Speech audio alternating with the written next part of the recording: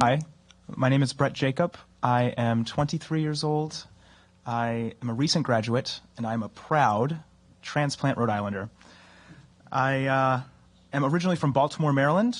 I grew up poor, hungry, and ambitious. And my passion for learning often attracted the attention of my educators all throughout my educational journey.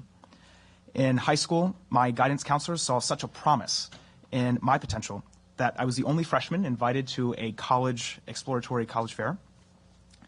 In addition to taking advanced placement courses, I was among a select group of peers pulled aside to take the PSAT privately, so we were in an environment best suited for our success. Academically, I was fully prepared to go to college. Fast forward to college. I'm in Rhode Island.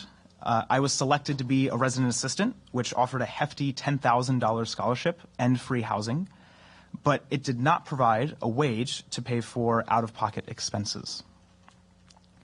I later landed a teaching assistant position with an equally hefty scholarship, minus housing, and an hourly wage.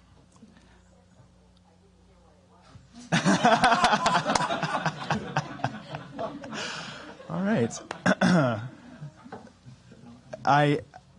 So I received that equally hefty scholarship and an hourly wage, but I needed to work 32 hours a week in order to keep that job, and that wasn't including the commute. So while I did graduate with honors, the passion that I had for learning was frequently redirected into finding money to stay in school rather than on learning itself. And, you know, I've often heard the argument that there are other ways to pay for college education, that students don't need another government program to help them get through school.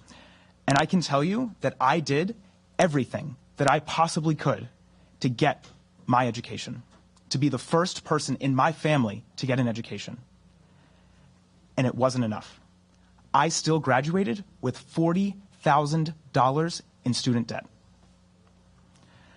My story, unfortunately, is not unlike other people's stories. Our stories have become the narrative that surrounds higher education. It is no longer perceived as accessible, and it is no longer perceived as the gateway to the American dream. Yet, at the same time, it is incessantly promoted by employers and politicians that it is the only gateway to prosperity.